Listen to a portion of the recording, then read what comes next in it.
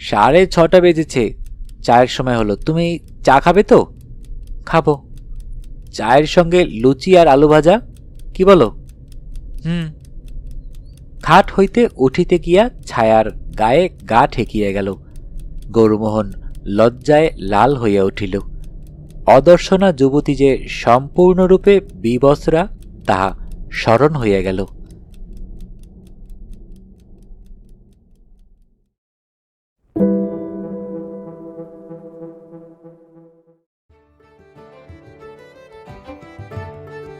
Audio book by Shaon চ্যানেলে আপনাকে স্বাগতম। আজকে আপনাদের পড়ে শোনাব শরদিন্দু বন্দ্যোপাধ্যায়ের লেখা শূন্য শুধু শূন্য নয়। যারা এখনও চ্যানেলটি সাবস্ক্রাইব করেননি, অনুরোধ থাকবে চ্যানেলটি সাবস্ক্রাইব করে বেল আইকনটি অন করে দিবেন। বরাবরের মতোই গল্প পাঠে আমি মোহাম্মদ মেহেদী হাসান।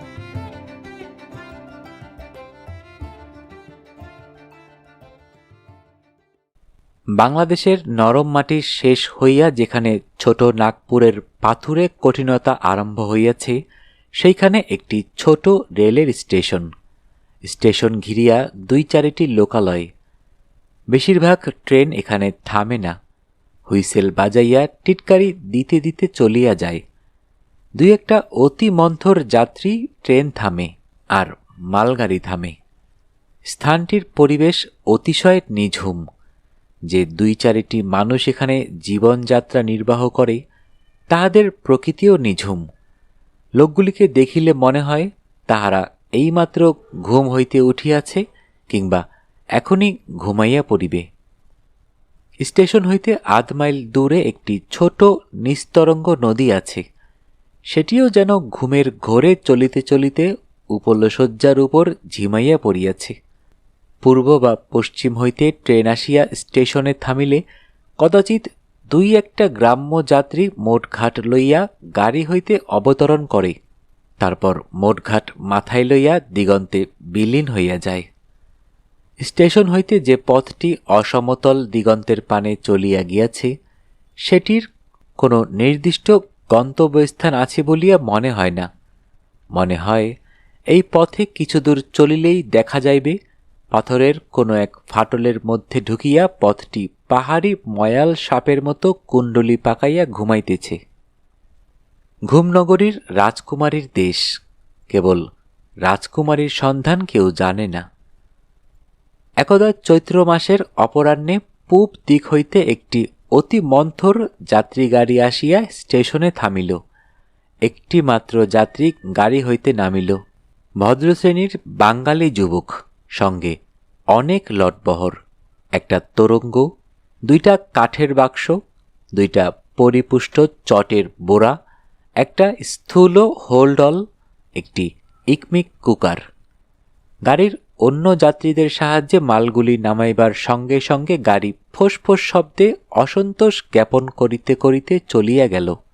যুবকের চেহারা শৌখিন গোছের, লম্বা রোগা গড়ন, মাথার চুল ঢেউ খেলানো, কানের মূল পর্যন্ত জুলপি নামিয়া আসিয়াছে, পাতলা গোঁফ, চোখে ধোয়াটে কাচের চশমা। বয়স আন্দাজ 23-24। যুবক এদিক ওদিক চাহিয়া কাহাকেও দেখিতে পাইল না। তখন সে স্টেশন মাস্টারের প্রকোষ্ঠের দ্বারে গিয়া দাঁড়াইল। স্টেশন মাস্টার মধ্যবয়স্ক হিন্দুস্থানি।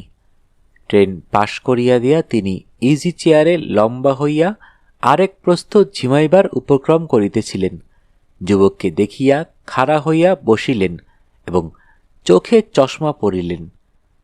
মোটা কাচের ভিতর দিয়া তাহার চোখের বিস্ময় আরও বিবর্ধিত আকারে দেখা দিল। এই স্টেশনে এই শ্রেণীর যাত্রী তিনি বেশি দেখেন নাই।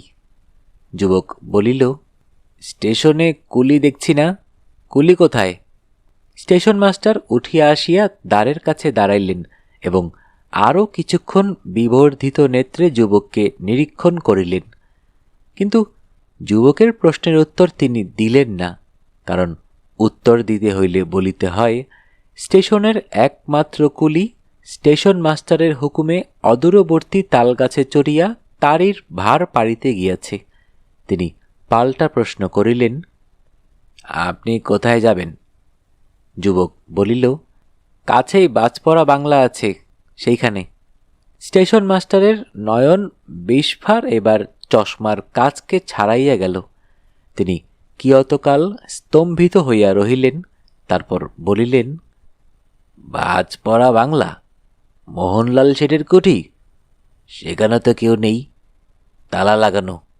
যুবক পকেট হইতে চাবি বাহির করিয়া বলিল, এই যে বাড়ির চাবি, মোহনলাল আমার বন্ধু, আমাকে তার বাংলায় থাকতে দিয়েছেন। ও তা? স্টেশন মাস্টারের গলায় হঠাৎ যেন ব্যাঙ ডাকিয়া উঠিল। আপনি ওখানে থাকবেন? যুবক ভ্রু তুলিল। থাকব না কেন? স্টেশন মাস্টার ঘরের বাহিরে আসিলেন, সন্তর্পণে প্ল্যাটফর্মের চারিদিকে চাহিলেন, তারপর ষড়যন্ত্রকারীর মতো গাঢ় নিম্নস্বরে বলিলেন, ও বাংলায় যাবেন না। সে কি? কেন? ও বাংলায় দেও আছে। যুবকের ঠোঁটের কোণে একটু হাসি দেখা দিল। দেও মানে ভূত? স্টেশন মাস্টার ঘাড় নাড়িয়া সংশয় সম্মতি জানাইলেন। যুবক হাসিয়া উঠিল। ভালোই হলো, একজন সঙ্গী পাওয়া যাবে। স্টেশন মাস্টার এবার গম্ভীর হইয়া গেলেন। যে অর্বাচীন ভূত প্রেত লইয়া তামাশা করে, তাহাকে সদ উপদেশ দিতে যাওয়া পণ্ডশ্রম। তিনি হাত বাড়াইয়া বলিলেন, আপনার টিকিট। যুবক টিকিট বাহির করিয়া দিল।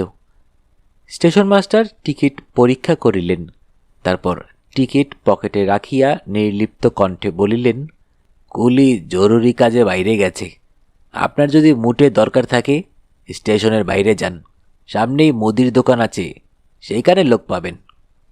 যুবক বাহিরে গিয়া মুদির দোকান পাইল। দোকানটি একাধারে মুদির এবং ময়রার দোকান। একদিকে চাল ডাল মশলা, অন্যদিকে লাড্ডু মিঠাই পকৌড়ি। ময়রা দোকানে বসিয়া পকৌড়ি ভাজিতেছিল এবং দুইজন অন্তরঙ্গের সঙ্গে স্তিমিত কণ্ঠে আলাপ করিতেছিল। যুবককে দেখিয়া সচকিত হইয়া উঠিল।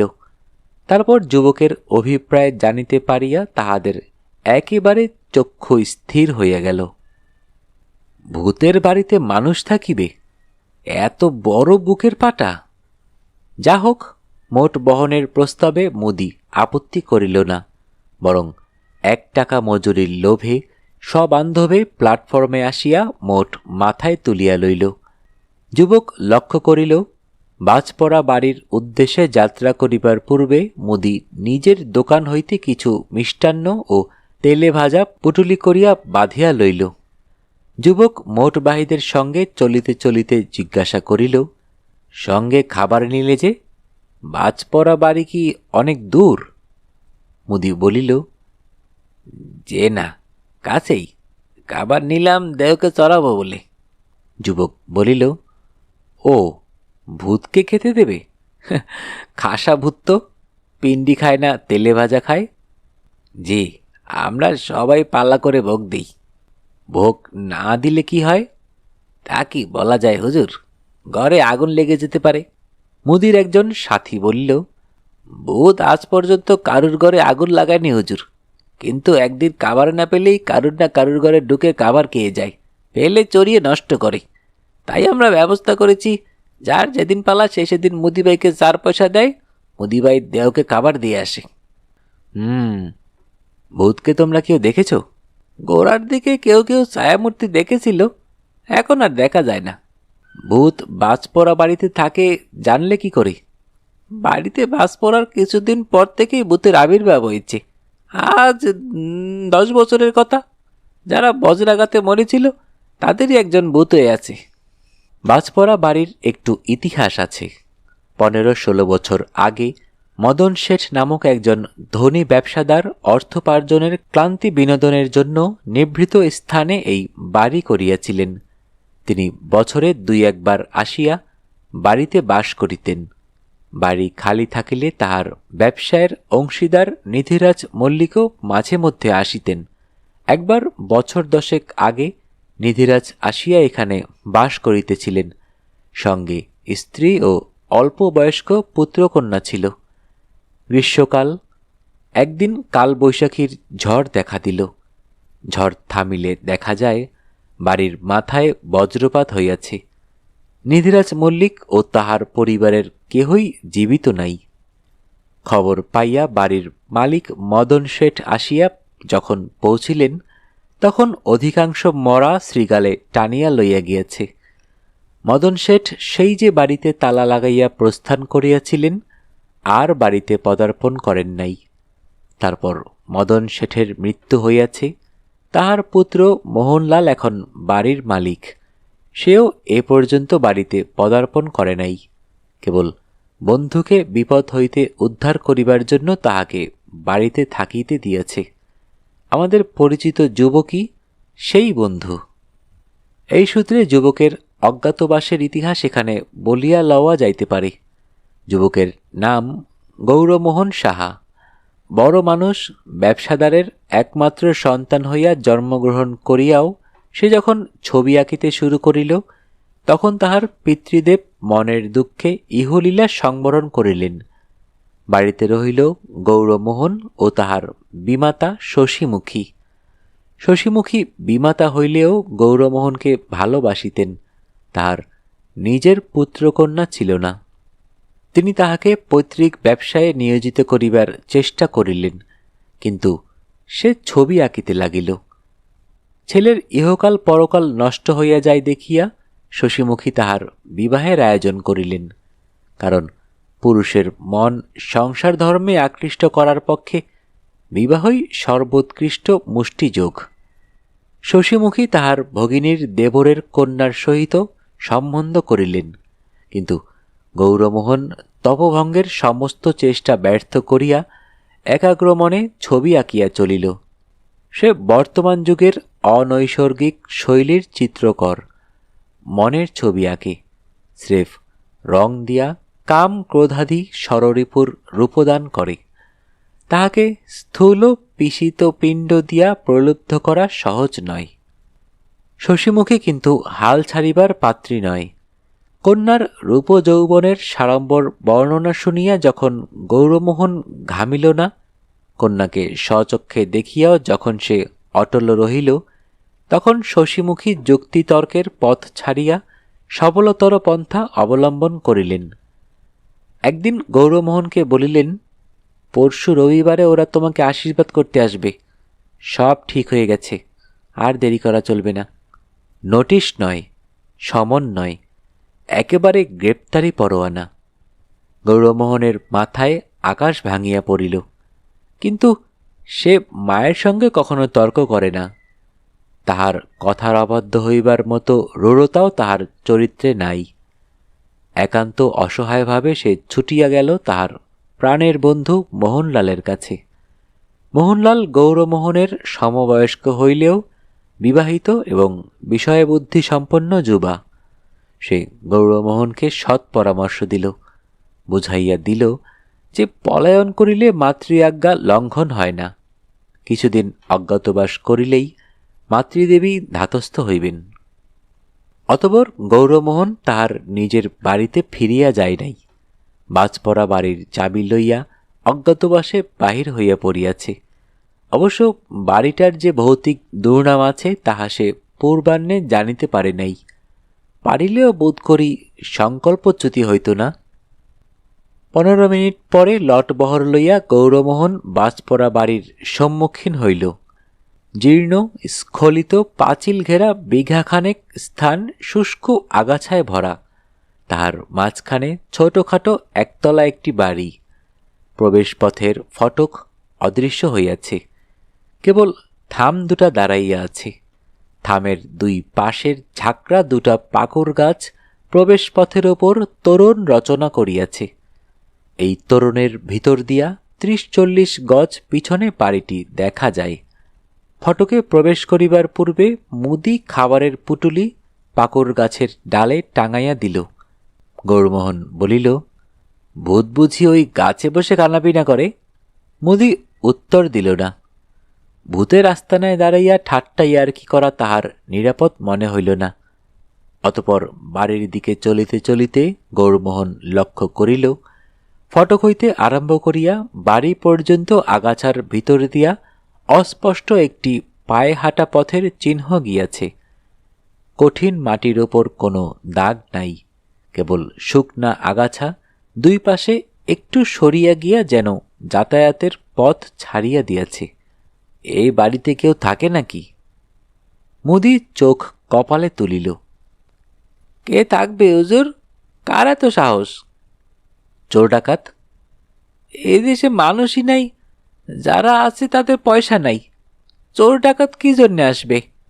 আমরা 20 বছরের মধ্যে চোর ডাকাতের নাম শুনিনি। গৌরমোহন ভাবিল, হয়তো শিয়াল কুকুর এদিক দিয়ে যাতায়াত করে। আরও কিছুদূর অগ্রসর হইয়া দেখিল, অস্পষ্ট পথটা বাড়ির সদরে না গিয়া বাড়ির পাশ বেরিয়া পিছন দিকে চলিয়া গিয়াছে। সদর দরজায় মরিচা ধরা তালা লাগানো। কিছুক্ষণ চেষ্টা করিবার পর তালা খুলিয়া গেল। গৌরমোহন বাড়ির মধ্যে প্রবেশ করিল। সে প্রত্যাশা করিয়াছিল, বহুকালের অব্যবহৃত বাড়ির মেঝে পুরু হইয়া ধুলা জমিয়াছে। ঘরের কোণে কোণে ময়লা মাকড়সার জাল ধুলার ভারে ঝুলিয়া পড়িয়াছে। সে মনে মনে স্থির করিয়া রাখিয়াছিল, কুলিদের আরও কিছু পয়সা দিয়া অন্তত একটি ঘর পরিষ্কার করিয়া লইবে। কিন্তু এ কি? ঘরের মেঝে তকতক করিতেছে, কোথাও একটু অপরিচ্ছন্নতার চিহ্ন নাই, যেন অতিথির আগমন প্রত্যাশায় কেহ সমস্ত ঝাড়িয়া মুছিয়া পরিষ্কার করিয়া রাখিয়াছে। গৌরমোহন অন্য ঘরগুলিতে গিয়া দেখিল, বাস করিবার জন্য গুটি চারেক ঘর, তাছাড়া রান্নাঘর, স্নানের ঘর ইত্যাদি। সমস্তই ঝাড়া মোছা, ব্যবহারে সুমার্জিত। বাড়ি বহুকাল বন্ধ থাকিলে দূষিত বায়ুর যে অস্বাস্থ্যকর শ্যাতা গন্ধ পাওয়া যায়, তাহা একেবারে নাই। বরং যে গন্ধটা গৌরমোহনের নাকে আসিল, তাহা এ বাড়ির পক্ষে বড়ই বিস্ময়কর। মানুষের গন্ধ।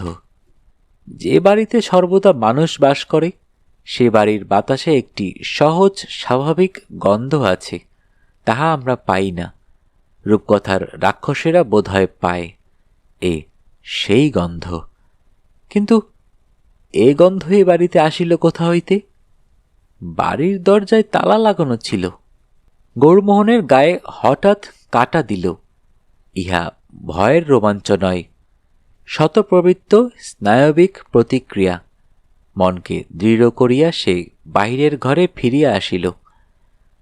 মুদি ও তাহার সঙ্গী দুইজন মোটঘাট নামাইয়া অস্বচ্ছন্দভাবে অপেক্ষা করিতেছিল। গৌরমোহন তাহাদের মজুরি দিল। মুদি বলিল, হুজুর, আপনার রাত্রিতে খালাপিনার কি হবে? যদি হুকুম করেন গরম গরম পুরি তরকারি এনে দিতে পারি।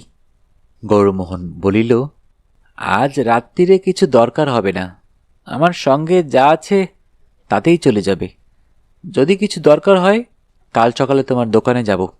জি হুজুর। মুদি সঙ্গীদের লইয়া চলিয়া গেল। তাহারা চলিয়া যাইবার সঙ্গে সঙ্গে গৌরমোহনের মনে হইল সে একেবারে একা। সে নিজেকে বুঝাইল, একা থাকিবার জন্যই তো সে এখানে আসিয়াছে। সে নিজে নিজের জন্য রাঁধিবে, খাইবে, ঘুমাইবে, আর মনের সুখে ছবি আঁকিবে। নিরন্তর বিয়ে কর বিয়ে কর এই তাগাদা শুনিতে হইবে না। সূর্যাস্তের এখনো দেরি আছে, তবে রৌদ্রের রং হলদে হইয়া গিয়াছে। গৌরমোহন বাড়ির বাহিরে আসিল।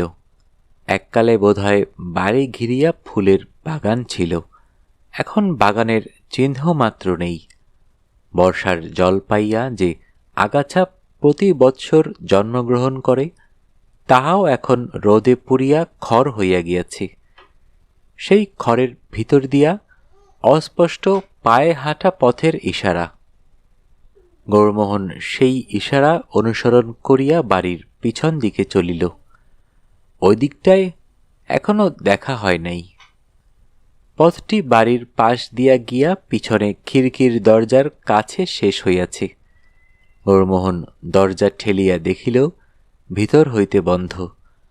তারপর সে পিছন দিকে ঘাড় ফিরাইয়া একেবারে চমৎকৃত হইয়া গেল। পিছন দিকে পাঁচিল নাই, তৎপরিবর্তে চওড়া সিঁড়ি ধাপে ধাপে নামিয়া গিয়াছে। যেখানে সিঁড়ি শেষ হইয়াছে সেখানে স্বচ্ছ শীর্ণ একটি নদী বিরস বাঁশ পাহাড়ি মেয়ের মতো শুইয়া আছে। ওপারে শিলাখণ্ড রচিত ঢালু পার।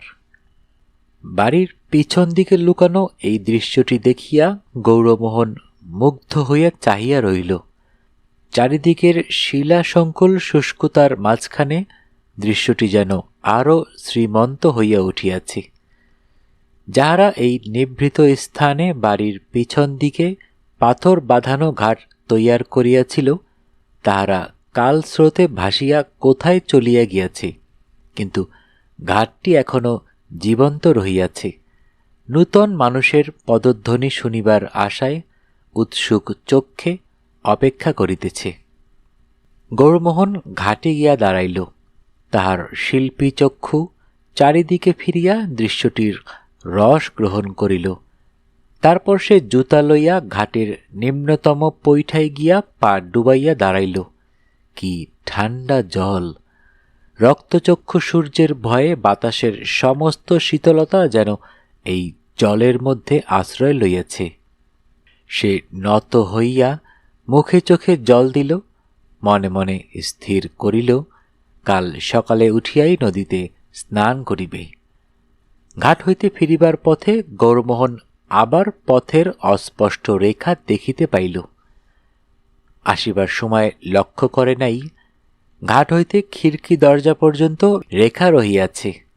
সে একটু বিমনা হইল। শিয়াল কুকুরের পায়ের দাগ। শিয়াল কুকুর সদর দরজায় আসে কেন, এবং সেখান হইতে ঘাটেই বা যায় কি জন্য? এদিকে ওদিক ঘুরিতে ঘুরিতে গৌরমোহন আবার বাড়ির সামনে গিয়া উপস্থিত হইল। সূর্য অসম দিগন্ত রেখায় স্পর্শ করিয়াছে। হঠাৎ একটা কথা মনে পড়িয়া যাওয়ায় সে দ্রুত পদে ফটকের দিকে চলিল।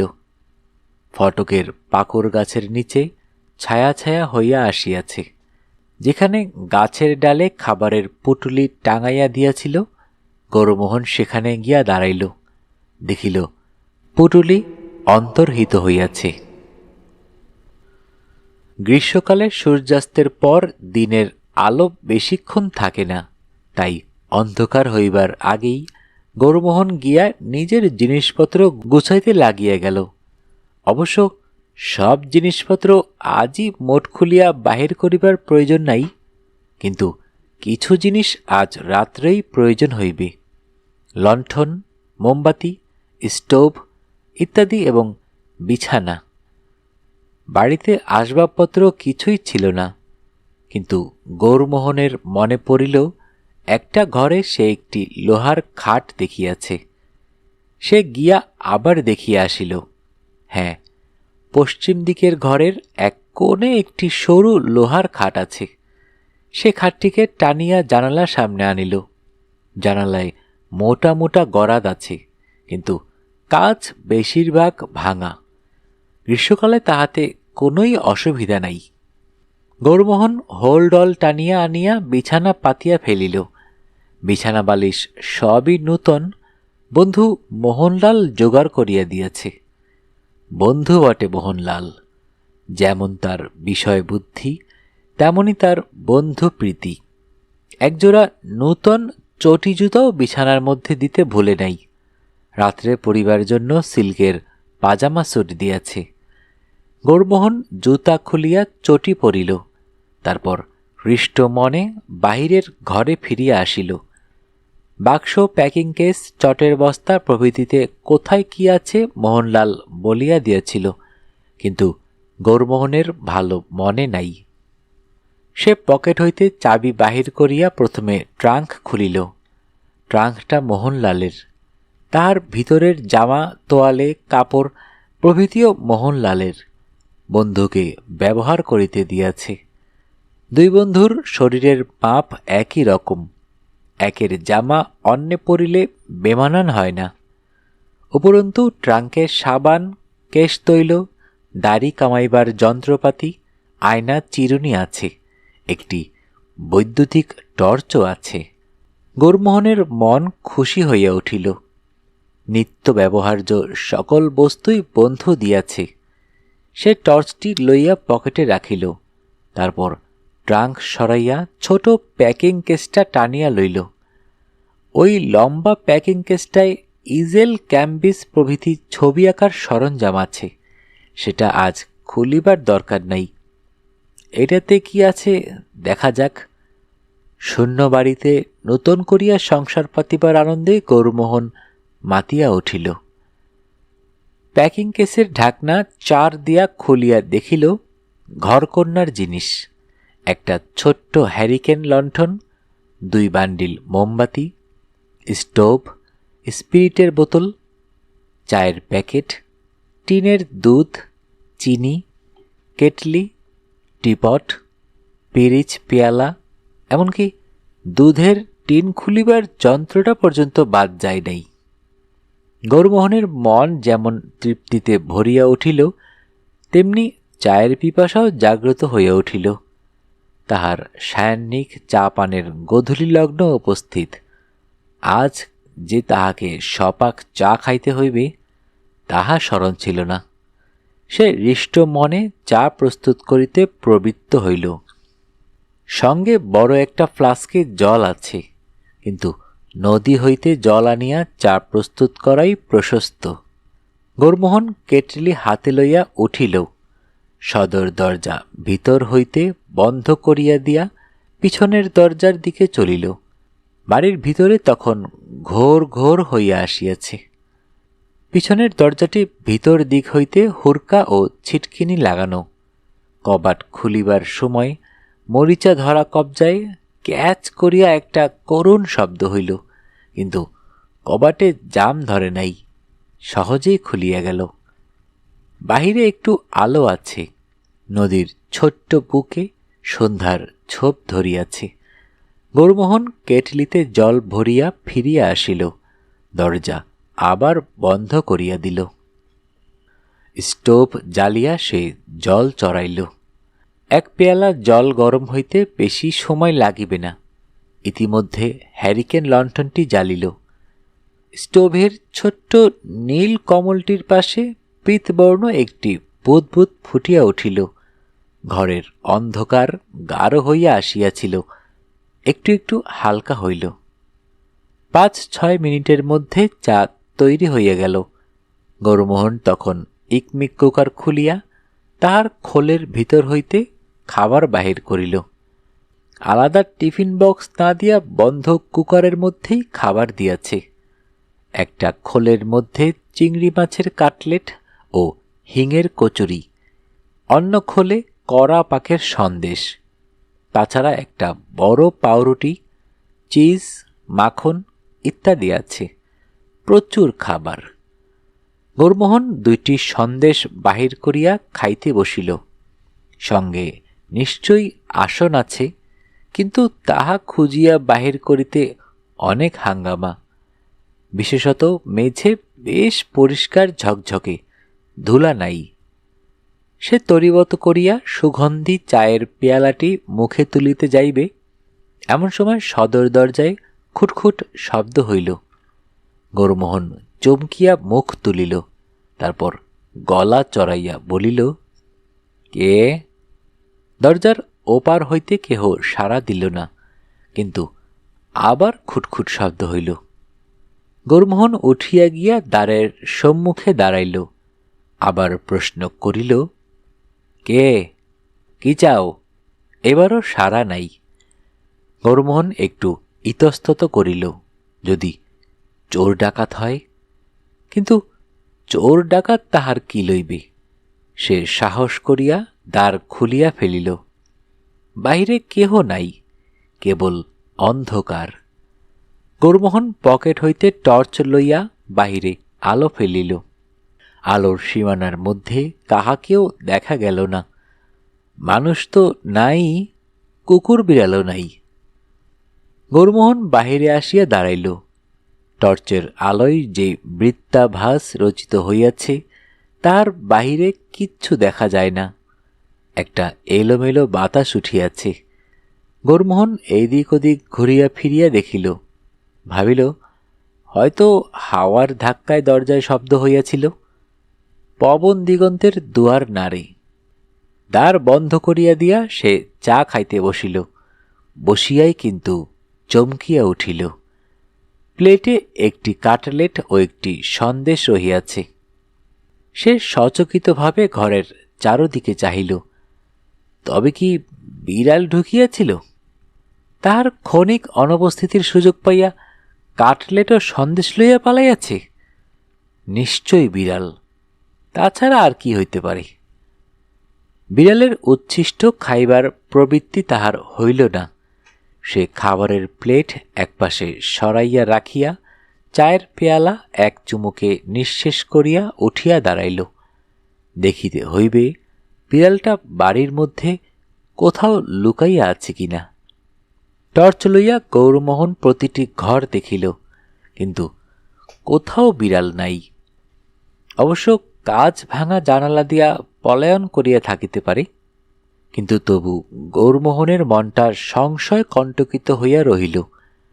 এতগুলো লোক যাহা বলিতেছে তাহাই যদি সত্য হয়। বিছানার পাশে পা ঝুলাইয়া বসিয়া গৌরমোহন ভাবিতে আরম্ভ করিল। প্রেতজনী থাকিতে পারে, কিন্তু তাহাকে ভয় করিব কেন?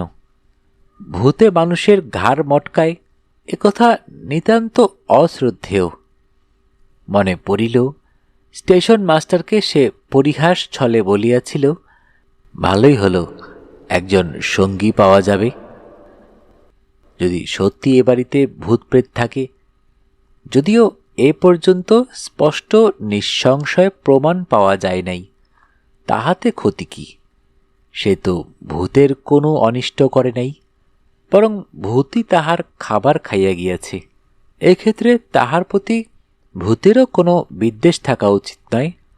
ভূতের যদি খাদ্যদ্রব্যের প্রতি লোভ থাকে, বেশ তো, ভূতের সঙ্গে সে নিজের খাবার ভাগ করিয়া খাইবে।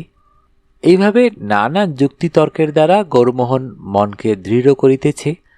এমন সময় বাহিরের ঘর হইতে অস্পষ্ট একটা শব্দ তাহার কানে আসিল। এতক্ষণ সে লক্ষ্য করিয়াছিল বাড়ির ভিতরে কি বাহিরে কোথাও এতটুকু শব্দ নাই। ঝিঝির আওয়াজ পর্যন্ত শোনা যাইতেছে না। হাওয়া উঠিয়া যে শব্দের সৃষ্টি করিয়াছিল তাহাও থামিয়া গিয়াছে। তাই এত গভীর স্তব্ধতার মধ্যে সামনের ঘরের সামান্য আওয়াজটা সে শুনিতে পাইল। গৌরমোহন নিঃশব্দে উঠিয়া দাঁড়াইল। হ্যারিকেন লণ্ঠনটা তাহার ঘরেই ছিল। সে পা টিপিয়া টিপিয়া গিয়া ঘরে উকি মারিল, কেহ নাই। তখন সে টর্চ জ্বালিয়া দ্রুত ঘরের চারিদিকে ঘুরাইল। সদর দরজা আগের মতোই বন্ধ, ঘর শূন্য। কিন্তু বিড়ালের উচ্ছিষ্ট বলিয়া যে খাবারগুলি সে সরাইয়া রাখিয়াছিল সেগুলি নাই। প্লেট খালি। গৌরমোহন মনে মনে মন্তব্য করিল, পেটুক ভূত, তেলে ভাজা থেকে সন্দেশ পর্যন্ত কিচ্ছু বাদ দেয় না। গৌরমোহন হাতের ঘড়ি দেখিল, 8:30।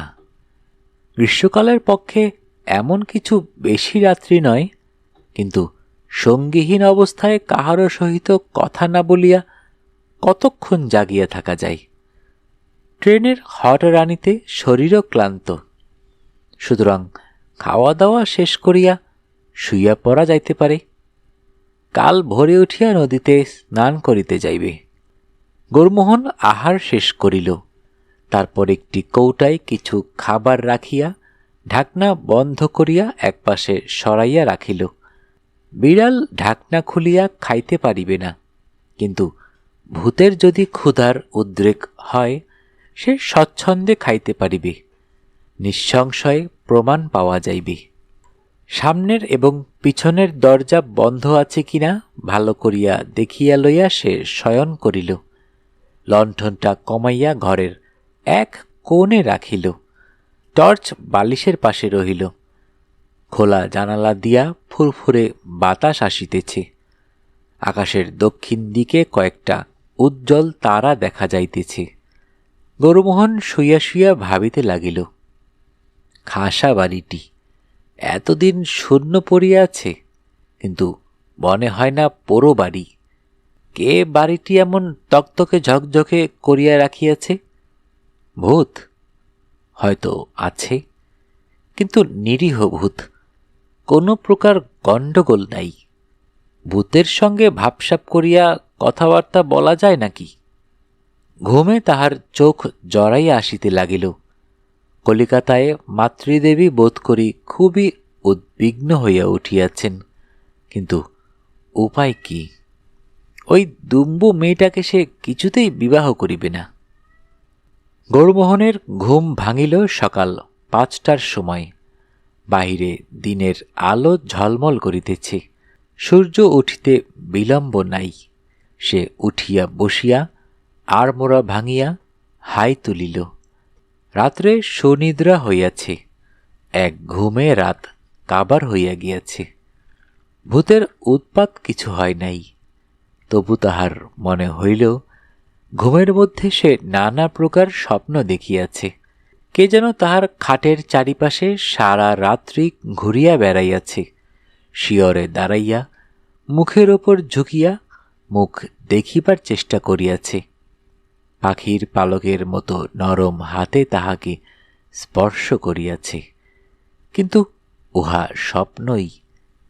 গত রাত্রে তাহার জাগ্রত মনের মধ্যে যে সংশয়গুলা ঘুরিতেছিল, তাহারাই বোধহয় স্বপ্নে নব কলেবর ধরিয়া দেখা দিয়াছিল। গৌরমোহন উঠিয়া পড়িল। সাবান তোয়ালে লইয়া মাথায় তেল ঘষিতে ঘষিতে ঘাটে স্নান করিতে চলিল।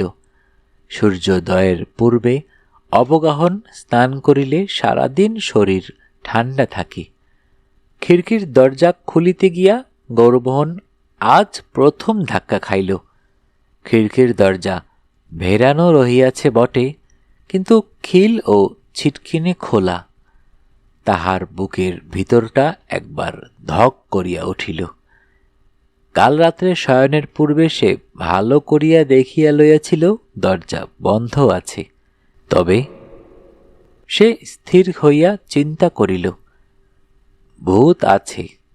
কাল রাত্রে দরজা বন্ধ করার সময় সে বাড়ির মধ্যে ছিল, তারপর কোনো সময় দরজা খুলিয়া বাহিরে গিয়াছে।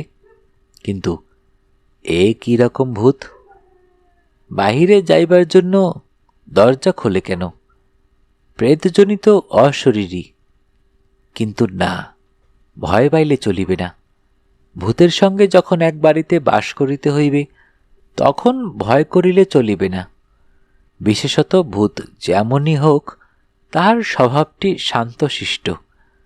গৌরমোহন এ বাড়িতে আসাতে সে যে বিরক্ত হইয়াছে, তাহার কোনো প্রমাণ নাই। তবে কেন সে ভূতকে ভয় করিবে? ভূতের ভয় একটা কুসংস্কার। নদীর ঘাটে পৌঁছিয়া গৌরমোহন দ্বিতীয়বার ধাক্কা খাইল। ঘাটের মাথায় দাঁড়াইয়া সে দেখিল, ঘাটের কিনারায় নদীর শান্ত জল তোলপাড় হইতেছে। জলে কেহ নাই, অথচ মনে হইতেছে কেহ হাত পা ছুড়িয়া সাঁতার কাটিতেছে, কিংবা একটা বিরাট মাছ জলের তলায় থাকিয়া লেজের ঝাপটায় জল মথিত করিয়া তুলিতেছে। গৌরমোহন হতভম্ব হইয়া দাঁড়াইয়া রহিল। তাহার বুকের ভিতরটা আর একবার ধকধক করিয়া উঠিল। হঠাৎ জলের আলোড়ন শান্ত হইল। একটা চিৎকারের মতো শব্দ শোনা গেল, যেন স্নাতক আগন্তুককে দেখিতে পাইয়াছে। তারপর আরেক আশ্চর্য ব্যাপার ঘটিল। গৌরমোহন বিস্ময়াহত চক্ষে দেখিল, জলের প্রান্তে ক্ষুব্ধ ক্ষুণ্ণ কম্পন রাখিয়া একজোড়া সজল চরণ চিহ্ন ধাপে ধাপে উঠিয়া আসিতেছে। মানুষ নাই, কেবল মানুষের ভিজা পায়ের দাগ। পায়ের দাগ ঘাটের পৈঠাগুলিকে অতিক্রম করিয়া মাটির ওপর অদৃশ্য হইয়া গেল। গৌরমোহন কিছুক্ষণ পায়ের দাগগুলির দিকে চাহিয়া থাকিয়া ধীরে ধীরে সোপানের পাথরের ওপর বসিয়া পড়িল। হঠাৎ অতিপ্রাকৃত ব্যাপার দেখিয়া বুক ধরফরানির অবস্থা কাটিয়া গিয়াছে। সে গালে হাত দিয়া ভাবিতে লাগিল, এ কি কাণ্ড! এ কেমন প্রেত? এই প্রেতের ক্ষুধা তৃষ্ণা আছে, দরজা খুলিয়া সে বাড়ির বাহিরে আসে, নদীর জল উদ্বেলিত করিয়া স্নান করে, সবই মানুষের মতো, কেবল চোখে দেখা যায় না। হয়তো সব প্রেতই এইরকম। মানুষ তাহাদের সম্বন্ধে একটা বিকৃত ধারণা করিয়া বসিয়া আছে। সজল পদচিহ্নগুলি তাহার চোখের সামনে শুকাইয়া নিশ্চিহ্ন হইয়া গেল। আরও কিছুক্ষণ ঘাটে বসিয়া থাকিবার পর গৌরমোহন জলে নামিয়া স্নান করিল। দেহ শীতল হইল, মনও অনেকটা শান্ত হইল। বাড়িতে ফিরিয়া সে সদর দরজা খুলিয়া দিল। তারপর চা তৈয়ার করিতে বসিল। স্টোভ ও লণ্ঠনের জন্য কেরোসিন জোগাড় করিতে হইবে। ইকমিক কুকারের জন্য কাঠ কয়লা দরকার। চা প্রস্তুত হইলে পাউরুটিতে মাখন মাখাইয়া সে খাইতে বসিল। খাইতে বসিয়া তাহার মনে পড়িয়া গেল, কাল রাত্রে ডিবার মধ্যে খাবার রাখিয়াছিল ভূত খায় কিনা দেখিবার জন্য। ডিবাটা ঢাকনা ঢাকা ছিল। গৌরমোহন সেটা টানিয়া লইয়া খুলিয়া দেখিল। খালি কৌটার দিকে চাহিয়া সে কিছুক্ষণ চিন্তা করিল। তারপর শূন্যের দিকে মুখ তুলিয়া প্রশ্ন করিল, তুমি এখন কিছু খাবে? গৌরমোহন কান খাড়া করিয়া রহিল, কিন্তু কিছু শুনিতে পাইল না। প্রেত বোধহয় কথা বলিতে পারে না। সে আরেক পেয়ালা চা ঢালিল। 2 স্লাইস রুটিতে মাখন লাগাইয়া খানিকটা দূরে রাখিয়া আসিল। তারপর পানাহার করিতে করিতে আর চোখে দেখিতে লাগিল। প্রেত কিন্তু খাইতে আসিল না। চা রুটি যেমন পড়িয়াছিল তেমনি পড়িয়া রহিল।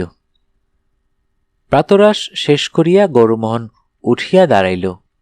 ঘরটা বড় অগোছালো হইয়া আছে। বস্তাগুলোও খোলা হয় নাই। এইবারে লাগা যাক। একটা অসুবিধা এই যে বাড়িতে একটিও ফার্নিচার নেই। একটা টেবিল, একটা চেয়ার, একটা কাবার্ড যদি থাকিত। যা হোক, মেঝে জিনিসপত্র গুছাইয়া কাজ চালাইতে হইবে।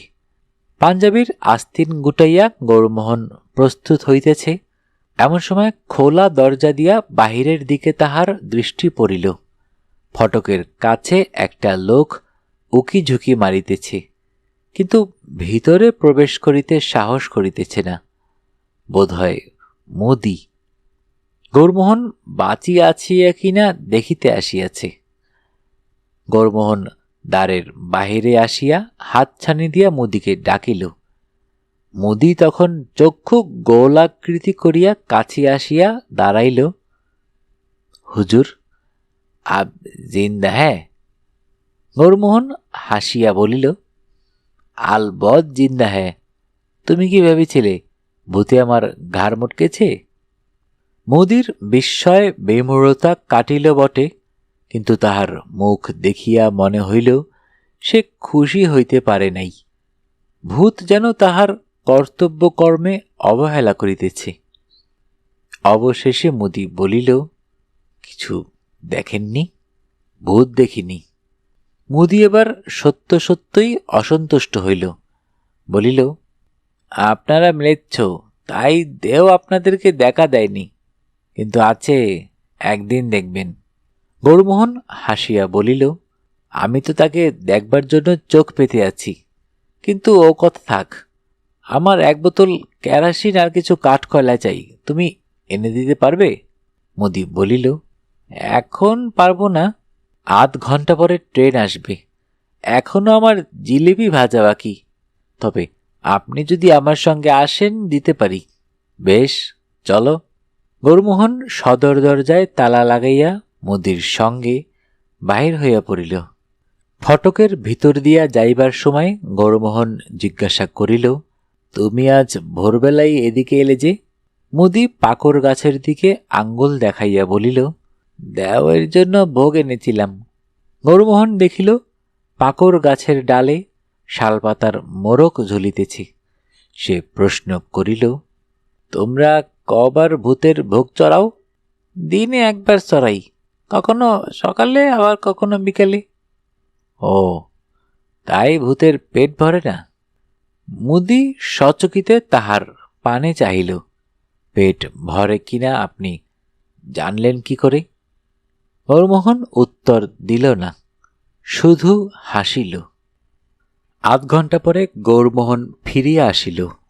এক হাতে গলায় দড়ি বাঁধা কেরোসিনের বোতল, অন্য হাতে কাঠ কয়লার পুটুলি। ফটক পার হইবার সময় সে দেখিল পাকুর গাছের ডালে খাবারের মোড়ক যেমন ঝুলিতেছিল তেমনি ঝুলিতেছে, ভূত তাহা লইয়া যায় নাই। গৌরমোহন মনে মনে হাসিল, ভূতের বোধহয় লাড্ডু ও পকড়িতে আর রুচি নাই। তালা খুলিয়া ঘরে প্রবেশ করিয়া সে থমকিয়া দাঁড়াইয়া পড়িল। ঘরটি পরিষ্কারভাবে ঝাঁট দেওয়া, কিন্তু জিনিসপত্র মোটঘাট একটিও সেখানে নেই। গৌরমোহনের চক্ষু স্থির হইয়া গেল। কেরোসিনের বোতল এবং কয়লা নামাইয়া রাখিয়া সে ছুটিয়া ভিতরে গেল। তাহার শয়নের ঘরটিও পরিষ্কৃত হইয়াছে এবং তাহার ট্রাঙ্কটিও ঘরের এক পাশে রাখা রহিয়াছে। অতঃপর গৌরমোহন অন্য সব ঘরগুলিতে গিয়া দেখিল তাহার কোনো জিনিস খোয়া যায় নাই। যে বস্তুগুলি খোলা হয় নাই সেগুলি অন্য একটি ঘরে রাখা হইয়াছে। ইকমিক কুকার, স্টোভ ইত্যাদি যাবতীয় দ্রব্য রান্নাঘরে শোভা পাইতেছে। যে দুটি পেয়ালায় সে চা ঢালিয়াছিল সে দুটি ধোয়া মোছা অবস্থায় রান্নাঘরে রহিয়াছে, প্লেট দুটিও তাই। গৌরমোহন প্রকাণ্ড একটি হাফ ছাড়িয়া গদগদ কণ্ঠে বলিল, তোমাকে ধন্যবাদ, আমার অনেক কাজ গুছিয়ে দিয়েছ। ভূতের নিকট হইতে কোনো প্রত্যুত্তর আসিল না, কিন্তু গৌরমোহন বেশ স্বচ্ছন্দতা বোধ করিতে লাগিল। এমন সহৃদয় ভূতকে সঙ্গীরূপে পাওয়া ভাগ্যের কথা। ভূত তাহার আগমনে রাগ করে নাই, বরঞ্চ খুশি হইয়াছে। গৌরমোহন কাজে লাগিয়া গেল। বস্তা, প্যাকিং কেস প্রভৃতি খুলিয়া জিনিসগুলি যথাযোগ্য স্থানে সাজাইয়া রাখিতে লাগিল। ছবি আঁকার জিনিসগুলিকে একটি ঘরে রাখিয়া আসিল। এই ঘরটি হইবে তাহার ছবি আঁকার ঘর। ঘণ্টাখানেকের মধ্যে সাজানো গোছানো সম্পন্ন হইল। তখন সে বাহিরের ঘরে আসিয়া দেখিল ভূত কোন ফাঁকে কেরোসিনের বোতল এবং কয়লা রান্নাঘরে রাখিয়া আসিয়াছে। ভারী পরিষ্কার পরিচ্ছন্ন ভূত। অগোছালো এলোমেলো ভাব একেবারে পছন্দ করে না। এতক্ষণে বেশ বেলা বাড়িয়াছে। গৌরমোহনের মনে পড়িল হাত ঘড়িটা রাত্রে বালিশের তলায় রাখিয়া শুইয়াছিল, আজ সকালে দম দেওয়া হয় নাই। সে শয়ন ঘরে গিয়া বালিশ উল্টাইয়া দেখিল ঘড়ি যথাস্থানে আছে এবং তাহাতে দম দেওয়া হইয়াছে। সে উচ্চ কণ্ঠে হাসিয়া উঠিল। ঘড়িতে এখনো 8টা বাজে নাই, সুতরাং রান্না চড়াইবার তাড়া নাই। ইতিমধ্যে কি করা যায়? ভূতের সঙ্গে আলাপ জমাইতে পারিলে মন্দ হইত না, কিন্তু ভূত যে কথা কয় না। একতরফা বাক্যালাপ কতক্ষণ চালানো যায়? তবু গৌরমোহন চেষ্টার ত্রুটি করিল না। এ ঘর ও ঘর ঘুরিয়া বেড়াইতে বেড়াইতে অশরীরের উদ্দেশ্যে বলিতে লাগিল, দেখো, তোমার নাম জানি না, কিন্তু তুমি আমার বন্ধু। আমার কত কাজ করে দিয়েছ। আমার বন্ধুভাগ্য খুব ভালো। ওদিকে মোহনলাল আর এদিকে তুমি। এসো না, দুজনে বসে খানিক গল্প করি। তুমি আমাকে দেখতে পাচ্ছ, কিন্তু আমি তোমাকে দেখতে পাচ্ছি না। আমার চেয়ে তোমার চোখের জ্যোতি বেশি, কিন্তু তুমি কথা কও না কেন? বলো না দুটো কথা শুনি। আচ্ছা, আজ কি রান্না করব বলো? আমার সঙ্গে চাল, মুগের ডাল, ময়দা, আলু, পটল, পেঁয়াজ আছে, ভালো ঘি আছে, খাঁটি সর্ষের তেল আছে। বলো না কি রাঁধি? তুমি যা বলবে তাই রাঁধব, দুজনে মিলে খাওয়া যাবে। কিন্তু কোনো ফল হইল না। গৌরমোহন অনুভব করিল ভূত কাছেই আছে, তাহার কথা শুনিতেছে, তাহাকে দেখিতেছে, কিন্তু কথা কহিতেছে না। হয়তো ভূতেরা কথা বলিতে পারে না। গৌরমোহন আর কিছুক্ষণ ভূতকে কথা কহাইবার চেষ্টা করিয়া শেষে হতাশ হইয়া হাল ছাড়িয়া দিল। গৌরমোহন আর কিছুক্ষণ ভূতকে কথা কহাইবার চেষ্টা করিয়া শেষে হতাশ হইয়া হাল ছাড়িয়া দিল। 9টা বাজিলে গৌরমোহন দাড়ি কামাইতে বসিল। দাড়ি কামাইবার জরুরি প্রয়োজন ছিল না, এখানে কেই বা তার দাড়ি লক্ষ্য করিতেছে, কিন্তু সময় কাটাইবার জন্য একটা কিছু করা চাইত। ছবি আঁকার জোগাড় যন্ত্র করিতে পারিত, কিন্তু সকাল হইতে তার মন চঞ্চল হইয়া আছে, ছবি আঁকায় মন বসিবে না। দাড়ি কামাইবার খোর যন্ত্রগুলি ঘাটে গিয়া পরিষ্কার করিয়া আসিতে 9:30 বাজিল। এবার রান্না চড়ানো যাইতে পারে। বেশি কিছু নয়, ভাত, আলু ভাতে আর আলু পটলের ডালনা, সঙ্গে ঘি আছে, ইহাতেই এবেলা চলিয়া যাইবে। ওবেলা না হয় ভালো করিয়া রাধা যাইবে। গৌরমোহন রন্ধন ব্যাপারেরও একজন শিল্পী।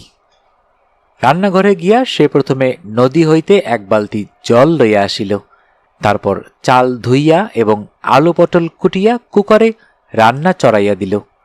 2 ঘণ্টা আর কোনো কাজ নাই। গৌরমোহন গুনগুন স্বরে সুর ভাজিতে ভাজিতে বাড়িময় ঘুরিয়া বেড়াইল, ট্রাঙ্ক খুলিয়া জিনিসপত্র নাড়াচাড়া করিল। আসিবার সময় হাওড়া স্টেশনে কয়েকটি লোমহর্ষক উপন্যাস কিনিয়াছিল, সেগুলির পাতা উল্টাইল। ভূতের সঙ্গে আর একবার ব্যবহারিক সম্পর্ক স্থাপনের ব্যর্থ চেষ্টা করিল। তারপর বিছানায় চিত হইয়া শুইয়া পা নাড়িতে নাড়িতে কলিকাতার পরিস্থিতির কথা ভাবিতে লাগিল। মাতৃদেবী বোধহয় এতক্ষণে কলিকাতা শহর চষিয়া ফেলিতেছেন। তিনি যদি জানিতে পারেন মোহনলাল ষড়যন্ত্রে লিপ্ত আছে, তাহা হইলে আর রক্ষা থাকিবে না। মোহনের জীবন দুর্বহ হইয়া উঠিবে। 12টার সময় গৌরমোহন আহার করিতে বসিল। সঙ্গে একটি মাত্র বগি থালা ছিল, সেটিতে ভূতের জন্য ভাত বাড়িল, নিজের জন্য রেকাবি লইল। আহার করিতে করিতে ভূতকে বলিল, তুমি খেতে বসলে পারতে, একসঙ্গে খাওয়া চুকিয়ে নেওয়া যেত। যা হোক, তোমার যেমন ইচ্ছে, আমার সামনে খেতে যদি সংকোচ হয়। একাকী আহার সম্পন্ন করিয়া গৌরমোহন শয়ন ঘরে ফিরিয়া গেল। একটি লোমহর্ষক উপন্যাস লইয়া শয়ন করিল। দিবা নিদ্রা তাহার অভ্যাস নাই, একটু ঝিমকিনি দিয়া ভাতের নেশা কাটাইয়া উঠিয়া পড়িবে। লোমহর্ষক উপন্যাস পড়িতে পড়িতে তাহার চোখ জড়াইয়া আসিল। তন্দ্রার মধ্যে সে শুনিতে পাইল খিড়কি দরজা খোলার ক্যাচ শব্দ হইল। বোধহয় ভূত দরজা খুলিয়া নদীর ঘাটে গেল। আলু ভাতে আলু পটলের ডালনা ভূতের কেমন লাগিল কে জানে। গৌরমোহন ঘুমাইয়া পড়িল। তাহার দেহ মনে বোধহয় অলক্ষিতে কিছু ক্লান্তি জমা হইয়াছিল। একেবারে ঘুম ভাঙিল বেলা 3টায়। সে তাড়াতাড়ি উঠিয়া পড়িল। মুখে চোখে জল দিবার জন্য রান্নাঘরে গেল। দেখিল দুপুরবেলার উচ্ছিষ্ট বাসনকোসন ভূত মাজিয়া ধুইয়া ঘরের কোণে উপর করিয়া রাখিয়া গিয়াছে। মনে মনে ভূতকে ধন্যবাদ জানাইয়া সে জল পান করিল। তারপর ছবি আঁকার ঘরে গিয়া ছবি আঁকিবার জন্য প্রস্তুত হইল। ঘরের একটা জানালা পিছন দিকে, এই জানালা দিয়া নদী ও ঘাটের দৃশ্য দেখা যায়। বাহিরে অপরাহ্নের সঞ্চিত সূর্যতাপ নিথর বাতাসে সূক্ষ্ম বাষ্পের মতো স্পন্দিত হইতেছে। গৌরমোহন জানালার কাছে ইজেল খাড়া করিল, একটা প্যাকিং কেস টানিয়া আনিয়া তাহার উপর বসিল। কি আঁকিবে তাহা সে ঠিক করিয়া ফেলিয়াছে। শুষ্ক প্রাণহীন শূন্যতার মাঝখানে একটি ছোট বাড়ি। বাড়িটি জীবন্ত, তাহার ছোট ছোট দরজা জানালা যেন তাহার মুখ চোখ। বিপুল শূন্যতার মাঝখানে বসিয়া বাড়িটি হাসিতেছে। ছবির নাম শূন্য, শুধু শূন্য নয়। মনে ছবির প্ল্যান ঠিক করিয়া লইয়া সে আঁকিতে আরম্ভ করিল। তেল রং ছবি আঁকিতে গৌরমোহনের অসুবিধা হয়। সে প্যালেটে রং মিশাইল। প্রথমটা ধীরে ধীরে আঁকিল, তারপর মন বসিয়া গেল। কতক্ষণ আপন মনে ছবি আঁকিতেছে তাহার জ্ঞান ছিল না। ঘাড়ের কাছে আতপ্ত নিঃশ্বাসের স্পর্শে সে চমকিয়া উঠিল। ভূত বোধ করি ছবি আঁকা দেখিতে দেখিতে তন্ময় হইয়া শিল্পীর ঘাড়ের কাছে আসিয়া পড়িয়াছিল।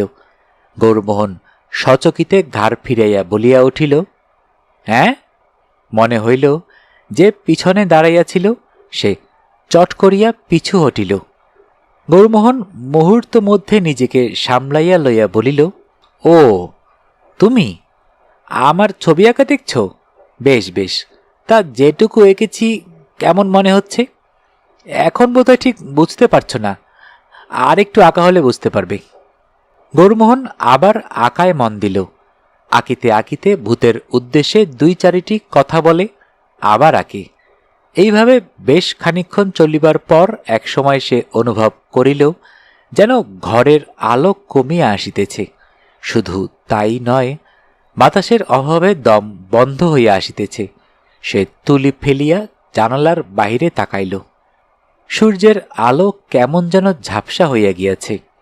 তারপরই তাহার চোখ পড়িল নদীর ওপারে ঈশান কোণে ধূসর পিঙ্গল মেঘ মাথা তুলিয়াছে। একটা দমকা হাওয়া আগাছার ভিতর দিয়া বহিয়া গেল। নদীর নিস্তরঙ্গ জল রোমাঞ্চিত হইয়া উঠিল। গৌরমোহন সানন্দে বলিয়া উঠিল, ঝড় আসছে, ঝড় আসছে। চৈতালি ঝড় নূতন কিছু নয়, প্রতি বৎসরই আসে। একবার এই বাড়ির সকলকে বজ্রাহত করিয়া দিয়া চলিয়া গিয়াছিল। দেখিতে দেখিতে বিদ্যুৎজিহ ঝড় আসিয়া পড়িল। আকাশে শুম্ভ নিশুম্ভের যুদ্ধ বাঁধিয়া গেল। শনশন বাতাস, চকমক বিদ্যুৎ, গম গম বজ্র গর্জন। বৃষ্টির মুষলধারে আকাশের কোথাও তিল মাত্র ছিদ্র রহিল না। গৌরমোহনের মন ময়ূরের মতো নাচিয়া উঠিল। সে আকার সরঞ্জাম ঘরের একপাশে সরাইয়া রাখিয়া জানালাগুলা বন্ধ করিবার চেষ্টা করিল। সব জানালা বন্ধ হইল না। ভাঙা কাচের ভিতর দিয়া বৃষ্টির ছাট আসিতে লাগিল। সে পুলকিত দেহে বাড়ির ঘরে ঘরে অকারণ সঞ্চরণ করিতে করিতে তারস্বরে গান জুড়িয়া দিল। গানটা অবশ্য সর্বাংশে স্থানকালের উপযোগী নয়, তবু বর্ষার গান বটে। আহারে ওই ডাকছে ডোবায় ব্যাঙগুলি, মনের সুখে ছড়িয়ে তাদের ঠ্যাংগুলি। আকাশেতে ছুটোছুটি মেঘে হাওয়ায় ঝুটোপুটি, ভূত পেরেতে দত্তি দানায় খেলছে যেন ডাঙ্গুলি। বর্ষার মহিমা জ্ঞাপক অন্য কোনো গান জানা না থাকায় সে এই গানটি অনেকক্ষণ ধরিয়া গাহিল।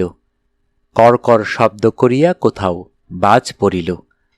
গৌরমোহন খাটের কিনারায় বসিয়া পা দোলাইতে দোলাইতে জানালা দিয়া বাহিরের দিকে চাহিয়া আছে। তাহার শিল্পী মন প্রকৃতির এই উদ্দাম উন্মাদনাকে রঙের ফাঁদে ধরিবার ফন্দি আটিতেছে। করকর করাত এবার যেন বাড়ির খুব কাছেই বাজ পড়িল। বিদ্যুতের ঝলক এবং বাজের আওয়াজ প্রায় একসঙ্গেই তাহার চক্ষুকর্ণ ধাঁধিয়া দিল। তারপরই লোমহর্ষণ কাণ্ড।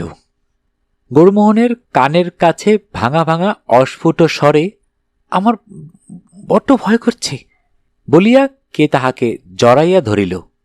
গৌরমোহনের হৃৎপিণ্ড একটা ডিগবাজি খাইয়া গলার কাছে ধরফর করিতে লাগিল।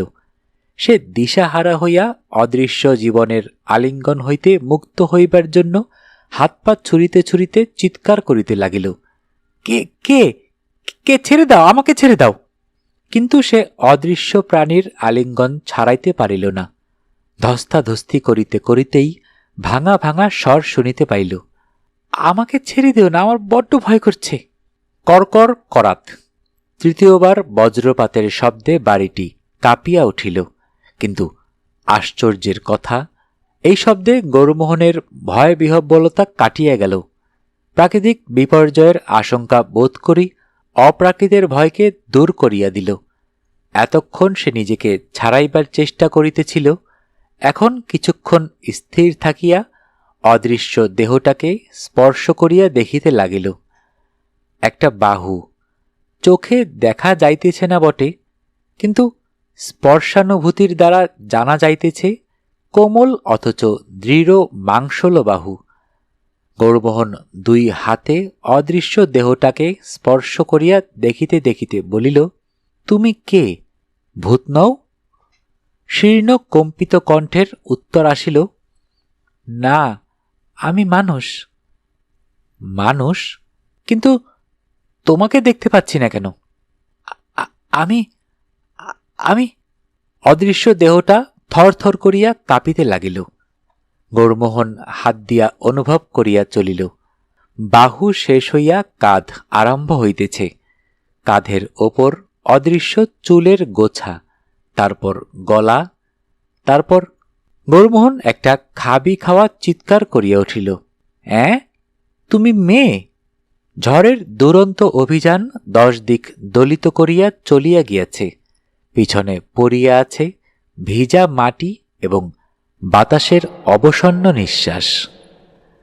দুইটি মানুষ খাটের কিনারায় পাশাপাশি বসিয়া আছে, একজন অদৃশ্য, একজন দৃশ্য। থামিয়া থামিয়া কথা হইতেছে। গৌরমোহন চিরদিনই মেয়েদের কাছে মুখ চোরা, আজ অভাবিত ঘটনা চক্রে এই অদর্শনা যুবতীর সংস্পর্শ লাভ করিয়া সে আরও বিহ্বল হইয়া পড়িয়াছে। গৌরমোহন বলিল, তোমার আর ভয় করছে না তো? উত্তর আসিল, না, মেঘ ডাকলেই ভয় করে। গলার স্বর এখন একটু স্পষ্ট হইয়াছে। ইয়ে, তোমার নামটা এখনো জানা হয়নি। আমার নাম গৌর। আমার নাম ছায়া। কিছুক্ষণ চুপচাপ, তারপর গৌরমোহন হাতের ঘড়ি দেখিল।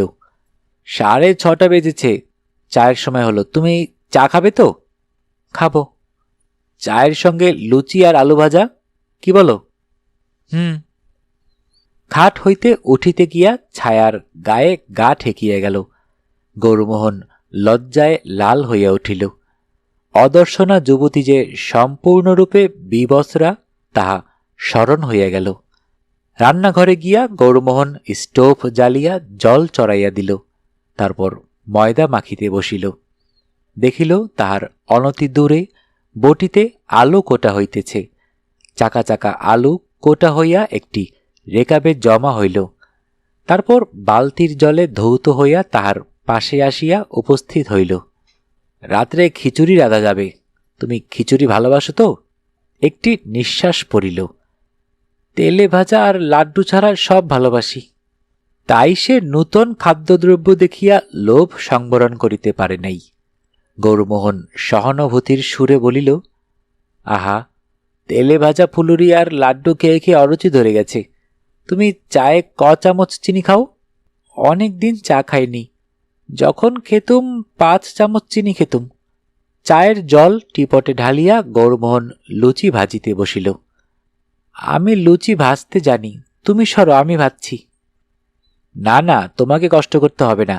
অনেক কষ্ট করেছ, ঘর পরিষ্কার করেছ, বাসন মেজেছ। আমার ইচ্ছে করছে। কণ্ঠস্বরে একটু আদুরে আদুরে ভাব। তা আচ্ছা, তুমিই ভাজো। গৌরমোহন সরিয়া দাঁড়াইয়া দেখিতে লাগিল। লুচি ও আলু ভাজা প্রস্তুত হইল, রেকাবির উপর সজ্জিত হইল।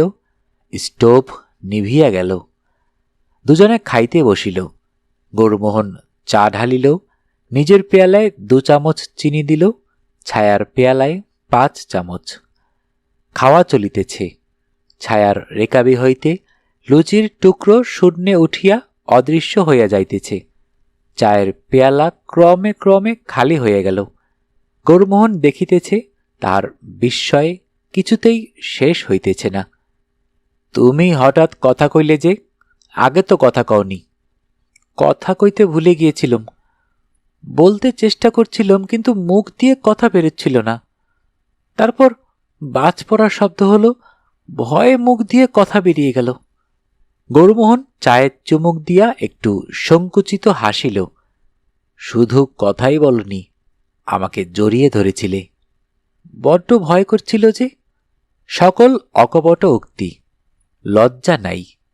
লজ্জা বোধ করি স্ত্রীলোকের দেহচেতনার অভিব্যক্তি। যাহার দেহ দেখা যায় না, সে কিসের লজ্জা করিবে? আচ্ছা, কাল যখন আমি এলাম তুমি আমাকে দেখেছিলে? হ্যাঁ, আমি তো পাকুর গাছতলায় দাঁড়িয়েছিলাম। আমি যখন বাড়িতে এসে উঠলাম তখন তোমার কি মনে হয়েছিল? প্রথমটা ভয় ভয় করছিল, তারপর তোমাকে খুব ভালো লাগলো। গৌরমোহনের বুকের ভিতরটা দুরু দুরু করিয়া উঠিল, কিন্তু তাহা ভয়ের দুরু দুরু নয়। সে রাত্রে পেট ভরিয়া খিচুড়ি খাইবার পর গৌরমোহন নিজের খাটের পাশে আসিয়া বসিল। ছায়া তাহার গা ঘেঁষিয়া বসিল। এই কয়েক ঘণ্টায় গৌরমোহনের লজ্জা সংকোচ অনেকটা কাটিয়াছে। তবু ছায়ার গায়ে গা ঠেকিতে তাহার শরীর একটু রোমাঞ্চিত হইল। আচ্ছা, তুমি মানে খালি গায়ে থাকতে কোনো হয় না? অভ্যেস হয়ে গেছে। প্রথম প্রথম দু একবার কাপড় চুরি করে পরেছিলুম, কিন্তু কাপড় পরলে শুধু কাপড়টাই দেখা যায়, আমাকে দেখা যায় না। লোকে ভয় পায়, তাই আর পরি না। ভালো কথা। তুমি রাত্রিরে শোও কোথায়? মেঝে শুই। শীতকালে শীত করে না? না, আমার অভ্যেস হয়ে গেছে। তা হোক, আজ তোমাকে খাটে শুতে হবে। আমি তোষক পেতে মেঝেই শোব। না, আমি খাটে শোব না। তুমি মেয়ে হয়ে মেঝেই শোবে আর আমি খাটে শোব? এ হতেই পারে না। আমি খাটে শোব না। ছায়ার কণ্ঠস্বর দৃঢ়। শোবে না? তাহলে মেঝেতেই তোমার তোষক পেতে দিই। কোন ঘরে শোবে বলো? এই ঘরেই শোব। তুমি ওঠো, আমি তোষক পেতে দিচ্ছি। গৌরমোহন কুণ্ঠিত হইয়া উঠিয়া দাঁড়াইল। এই ঘরে? কিন্তু মানে? খাটে দুখানা তোষক ও দুটা বালিশ ছিল। ছায়া একখানা তোষক টানিয়া খাটের পাশেই পাতিয়া ফেলিল। গৌরমোহন বলিল, বালিশ নাও। একটু হাসির শব্দ শোনা গেল। বালিশ লাগবে না, তোষকে হয়তো অস্বস্তি হবে। এবার ঘুমিয়ে পড়ো, তোমার বোধহয় ঘুম পাচ্ছে। আলো কমিয়ে দিই? দাও। ঘরের কোণে দেয়ালের পাশে লণ্ঠনটা জ্বলিতেছিল, এখন কমিয়া গিয়া দেয়ালের একটুখানি স্থান প্রভান্বিত করিল মাত্র। গৌরমোহন উদ্বেলিত হৃদয়ে অপরিসীম বিস্ময়ানন্দ লইয়া শুইয়া রহিল। এ কি অনির্বচনীয় অভিজ্ঞতা! বিশ্ব সংসারে আর কেহ কি ইহা অনুভব করিয়াছে? ছায়া। মুহূর্ত মধ্যে ছায়া তাহার গায়ে হাত দিয়া দাঁড়াইল। কি? গৌরমোহন বলিল, তুমি কে, কি করে অদৃশ্য হয়ে গেলে? কিছুই তো জানা হয়নি, বলবে আমায়? ছায়া খাটের পাশে বসিল। গৌরমোহনের একটা হাত নিজের দু হাতের মধ্যে চাপিয়া ধরিল। আমার বয়স তখন 9 কি 10 বছর। গৌরমোহন মনে মনে হিসাব করিল, ছায়ার বয়স এখন 19 কি 20। বাবা, মা, আমি আর আমার ছোট ভাই ভাদু এখানে বেড়াতে এসেছিলাম। আমার বাবার নাম ছিল নিধিরাজ মল্লিক। এ বাড়ির মালিক ছিলেন মদনলাল শেঠ। তাকে আমরা মদন কাকা বলে ডাকতুম। একদিন বিকেলবেলা ঝড় উঠল। আজ যেমন ঝড় উঠেছিল তেমনি। আমরা দৌড় জানালা বন্ধ করে বাড়ির মধ্যে বসে রইলুম। বাড়ির ওপর বারবার বাজ পড়তে লাগলো। আমি এই খাটের ওপর বসেছিলাম। তারপর কি হলো জানি না, আমি ভয় অজ্ঞান হয়ে পড়লুম। যখন জ্ঞান হলো, দেখলুম এই ঘরের এক কোণে পড়িয়াছি। নিজের হাত পা দেখতে পাচ্ছি না। বাড়িতে কেউ নেই। সামনের দরজায় তালা লাগানো। এখন মনে হয় 3-4 দিন অজ্ঞান হয়ে পড়েছিলুম। গলার আওয়াজ একেবারে বুঝে গিয়েছিল। আমি খিড়কি দৌড় দিয়ে বেরিয়ে বাগানে গেলুম।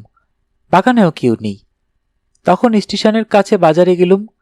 সেখানে 2-3 জন লোক মুদির দোকানে বসে গল্প করছিল। তাদের কথা শুনে বুঝতে পারলুম আমার মা, বাবা, ভাই কেউ বেঁচে নেই। কাঁদতে কাঁদতে আবার এই বাড়িতে ফিরে এলুম। সেই থেকে একলা এই বাড়িতে আছি। প্রথম প্রথম খিদে পেলে মুদির দোকানে গিয়ে খাবার চুরি করে খেতুম। তারপর ওরা এসে আমাকে খাবার দিয়ে যেত। এমনি করে কত বছর কেটে গেল। তারপর তুমি এলে। গৌরমোহন শুইয়া শুইয়া ভাবিতে লাগিল, কি বিচিত্র এই জগৎ!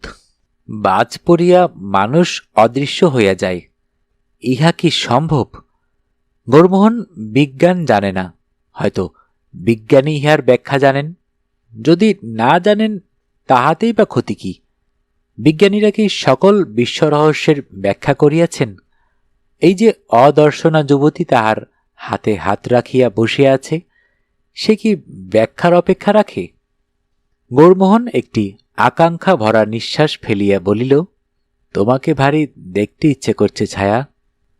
পরদিন সকালবেলা দেরিতে ঘুম ভাঙিল।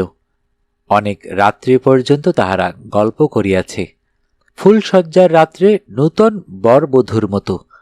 তবু কৌতূহল শেষ হয় নাই, সঙ্গ তৃষ্ণা মেটে নাই। অবশেষে রাত্রি শেষ হয় দেখিয়া জোর করিয়া ঘুমাইয়াছিল। সকালে ছায়া গৌরমোহনের বুকের ওপর করতল রাখিয়া ডাকিল, ওঠো, চা এনেছি। গৌরমোহন উঠিয়া বসিয়া শূন্যে অবস্থিত চায়ের পেয়ালা হাতে লইল। ঘুম ভরা গলায় বলিল, তোমাকে ভারী দেখতে ইচ্ছে করছে ছায়া। ছায়া করুণ নিঃশ্বাস ফেলিল। কি করে দেখবে? চায়ের পেয়ালায় চুমুক দিতেই গৌরমোহনের মাথায় একটা বুদ্ধি খেলিয়া গেল। সে মুখ তুলিয়া বলিল, ছায়া, একটা কাজ করবে? কি? তুমি জামা কাপড় পরো, তাহলে খানিকটা তো দেখতে পাবো। কাপড় জামা পরার নামে ছায়ার কণ্ঠে একটু স্ত্রীসুলভ ঔৎসুক্য ফুটিয়া উঠিল। কাপড় জামা কোথায়? আমার বাক্সে ধুতি আর গেঞ্জি আছে, তাই পরো। শাড়ি ব্লাউজ তো নেই। ছায়া দ্বিধা ভরে বলিল, আচ্ছা।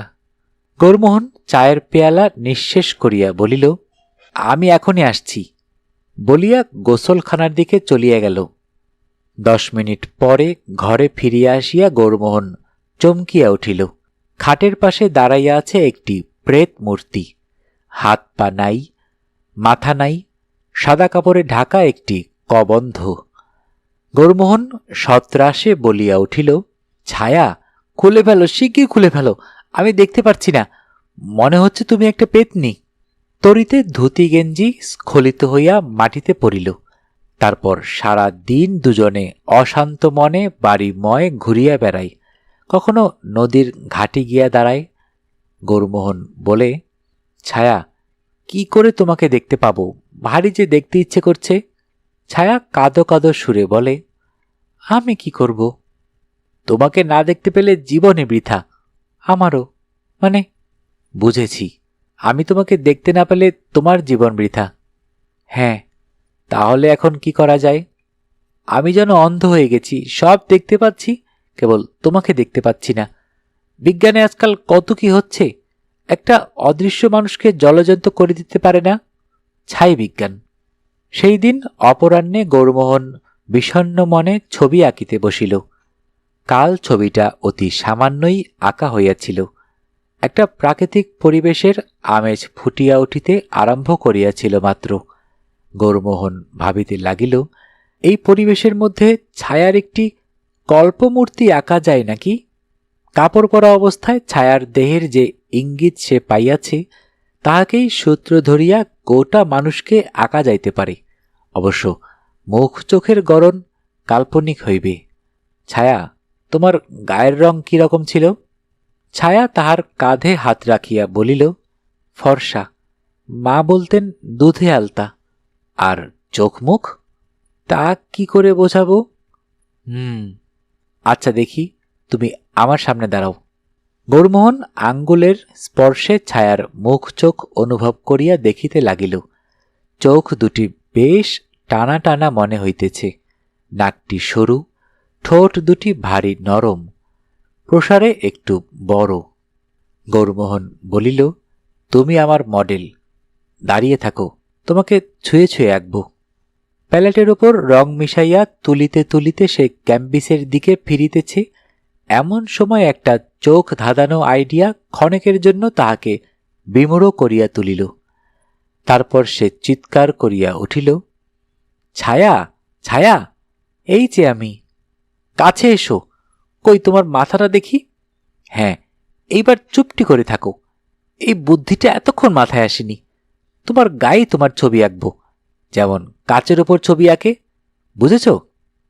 বা হাতে ছায়ার মাথা ধরিয়া গৌরমোহন ডান হাতের রং মাখা তুলি দিয়া তাহার গালে স্পর্শ করিল।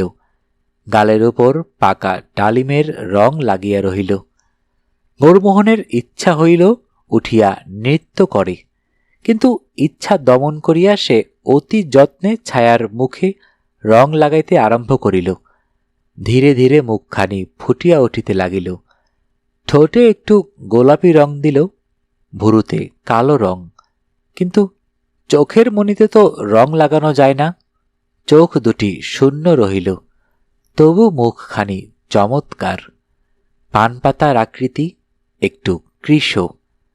গৌরমোহন বলিল, ছায়া, কি সুন্দর তুমি, দাঁড়াও, চোখের ব্যবস্থা করছি। সে ছুটিয়া গিয়া পাশের ঘর হইতে নিজের ধোয়া কাচের চশমা আনিয়া ছায়ার চোখে পরাইয়া দিল। ছায়ার মুখ প্রাণবন্ত হইয়া উঠিল। রূপকথার রাজকন্যার মতো মুখ, ঘুমন্ত রাজকন্যার চোখে নিদালির অন্ধকার। ছায়া একটু ভঙ্গুর হাসিল। গৌরমোহনের শিল্পী মন আর শাসন মানিল না। সে 2 হাত ঊর্ধ্বে তুলিয়া ছায়াকে ঘিরিয়া নাচিতে লাগিল। তারপর নাটকীয় পরিস্থিতি। গৌরমোহনের মাতৃদেবী শশীমুখী সহসা ঘরের দ্বার দেশে আবির্ভূতা হইলেন এবং গৌরমোহনকে একটি দেহহীন মুণ্ডের চারিপাশে নৃত্য করিতে দেখিয়া একটি অনৈসর্গিক আর্তনাদ ছাড়িয়া অজ্ঞান হইয়া পড়িলেন। তার পশ্চাতে গৌরমোহনের বন্ধু মোহনলাল রোমাঞ্চিত কলেবরে ফ্যাল করিয়া চাহিয়া রহিল। শশীমুখীর আবির্ভাব অনৈসর্গিক নয়। গৌরমোহন ফেরার হইবার পর তিনি প্রচণ্ড বেগে তদন্ত শুরু করিয়া দিয়াছিলেন এবং অল্পকাল মধ্যে বুঝিতে পারিয়াছিলেন যে মোহনলাল ষড়যন্ত্রে লিপ্ত আছে। তিনি তখন মোহনলালের গলা টিপিয়া ধরিয়াছিলেন। মোহনলাল বেশিক্ষণ এই কষ্ট নিষ্পেষণ সহ্য করিতে পারে নাই, সত্য কথা বলিয়া ফেলিয়াছিল। তখন শশীমুখী মোহনলালকে সঙ্গে লইয়া গৌরমোহনকে ধরিতে আসিয়াছিলেন। তারপরই নাটকীয় পরিস্থিতি। গৌরমোহন বন্ধুকে ভৎসনা করিল না, বরং বলিল, ভালোই হয়েছে। সে মোহনলালকে সব কথা খুলিয়া বলিল। ছায়া ইতিমধ্যে নদীতে গিয়া মুখের রং ধুইয়া আবার সম্পূর্ণরূপে অদৃশ্য হইয়া গিয়াছে। সে ভীতু মানুষ, এইসব গণ্ডগোল দেখিয়া ভয় পাইয়া গিয়াছে। শশীমুখীর জ্ঞান হইলে তিনি ভয়ার্ত চক্ষে একবার চারিদিকে চাহিলেন। তারপর বাবা গো বলিয়া ঊর্ধ্বশ্বাসে স্টেশনের দিকে যাত্রা করিলেন। তার গতিবেগ লক্ষ্য করিবার লোক ছিল না, থাকিলে এই দৃশ্য দেখিয়া চমৎকৃত হইয়া যাইত। পাকুড়তলায় দাঁড়াইয়া গৌরমোহন মোহনলালকে বলিল, তুই মাকে নিয়ে ফিরে যা, শিগগির একটা পুরুত নিয়ে আসবি, দেরি করবি নে। আচ্ছা, তখন তোর বউকে ভালো করে দেখব। আর একটা কথা, তুই তোর বাড়িটা আমাকে বিক্রি করে দে ভাই, এখানেই বউ নিয়ে থাকব। বিক্রি করব না, বাড়িটা তোর বিয়ের যৌতুক। আচ্ছা চললাম, কাল পরশুর মধ্যেই পুরুত নিয়ে ফিরব। দই, সন্দেশ, মাছ, কনের গয়না, বেনারসি সব নিয়ে আসব। মোহনলাল চলিয়া গেল। গৌরমোহন দাঁড়াইয়া হাত নাড়িতে লাগিল। একটি বাহু আসিয়া তাহার বাহুর সহিত জড়াইয়া গেল।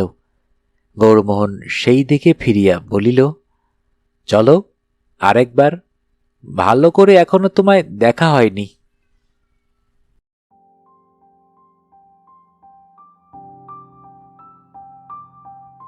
শুনতে শুনতে শেষ হয়ে গেল আমাদের আজকের গল্প। যারা এখনো অডিও বুক বাই শাওন চ্যানেলটি সাবস্ক্রাইব করেননি, অনুরোধ থাকবে চ্যানেলটি সাবস্ক্রাইব করে বেল আইকনটি অন করে দিবেন। সবাই ভালো থাকবেন, সুস্থ থাকবেন এবং বেশি বেশি করে বই পড়বেন, কারণ বইয়ের চেয়ে ভালো বন্ধু আর হয় না।